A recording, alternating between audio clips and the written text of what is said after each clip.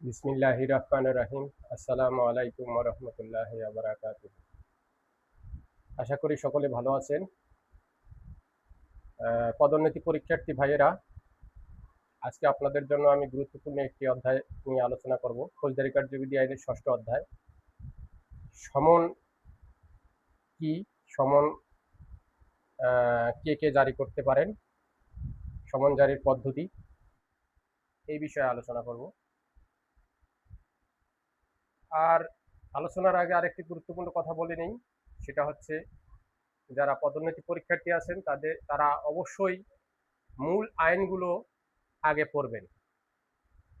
মূল আইন আপনি যদি না পড়েন, শুধু গাইড পড়েন, তাহলে কিন্তু ভালো ফলাফল পাবেন না। হয়তো পাস করবেন, কিন্তু আপনার ভালো সিরিয়ালে থাকতে পারবেন না। এই জন্য আমি বলছি, আপনারা অবশ্যই মূল আইনগুলো পড়বেন এবং আইনের সঙ্গে দেখবেন ব্যাখ্যা দেওয়া আছে, ব্যাখ্যাগুলো পড়বেন, পারলে উদাহরণ পড়বেন। তাহলে আপনি আইন আপনার বুঝতে সহজ হবে। আইন কোনোদিন আপনি বইয়ের ভাষায় যদি লেখেন, তাহলে আপনি পরীক্ষার সময় কভার করতে পারবেন না। আপনাকে সময় কভার করতে হবে, সাথে সাথে আইন এবং ধারা সুন্দরভাবে লিখতে হবে। আপনি যদি ধারা ভুল করেন, পুরো বর্ণনা লেখেন, আপনি সেখানেও মার্ক পাবেন না। অতএব ধারা মনে রাখতে হবে, সেই সাথে ধারা অনুযায়ী আপনাকে বর্ণনা সুন্দরভাবে নিজের ভাষায় লিখতে হবে। আপনি বইয়ের ভাষায় লিখতে পারবেন, কিন্তু বইয়ের ভাষায় লিখলে আপনি সময় পাবেন না। যেমন সমন কাহাকে বলে, আপনি যদি এখন বইয়ের ভাষায় লিখতে যান, সমনের সংজ্ঞাটা অনেক বড় আছে।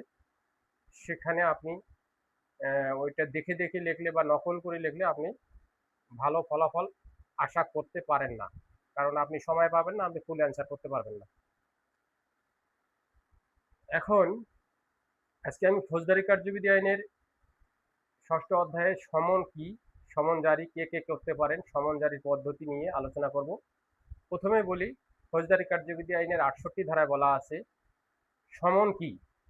এখন সমন আমরা বইয়ের ভাষায় যদি বলি, তাহলে অনেক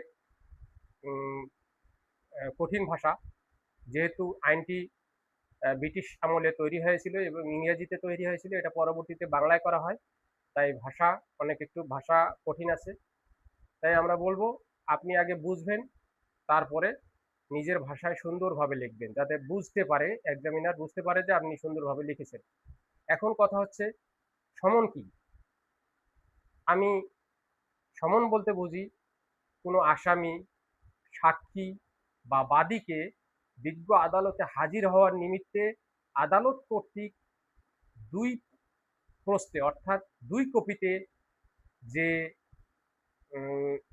আদেশনামা প্রেরণ করেন বা আদেশনামা তৈরি করেন, সেটা হচ্ছে সমন।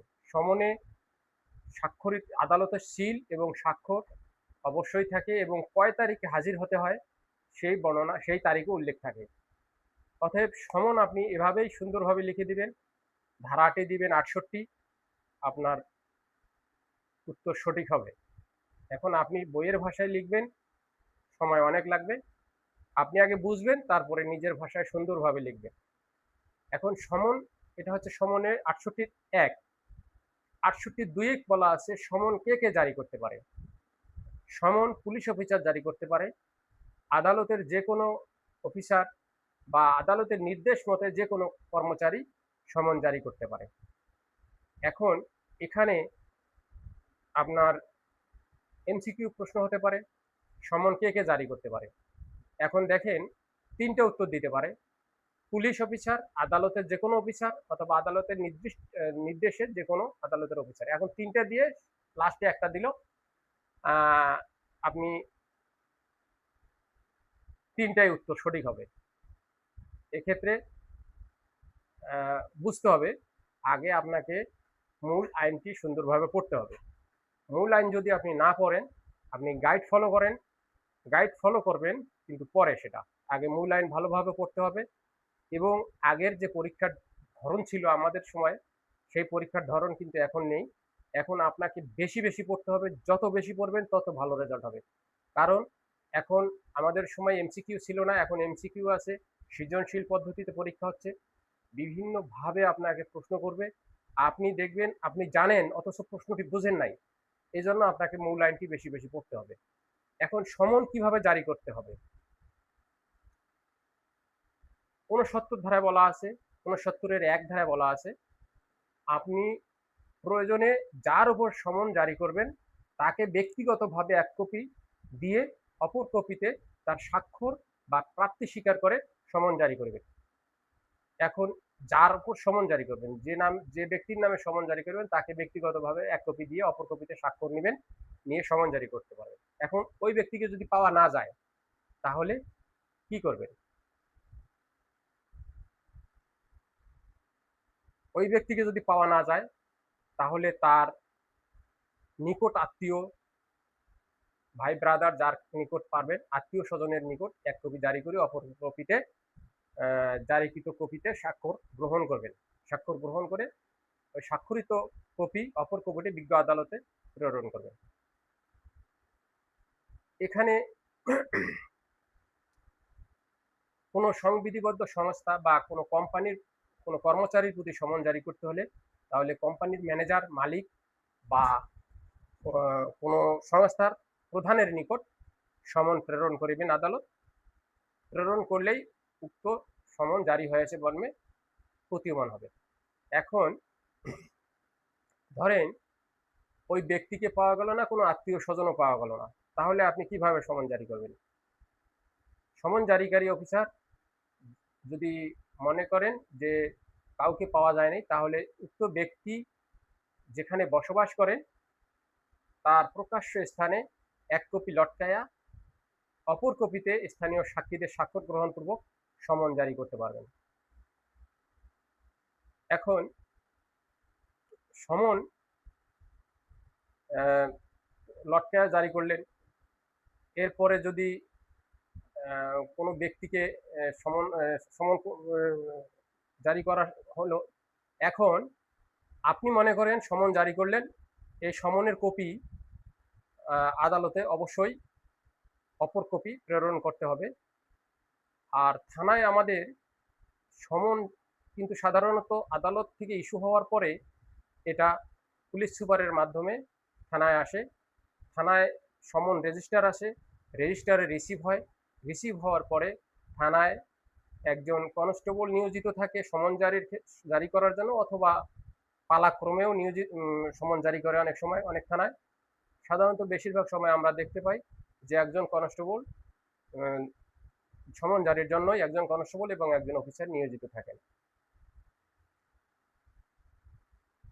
এখন জেলার বাইরে যদি সমন জারি করার প্রয়োজন হয় তখন কি করবেন?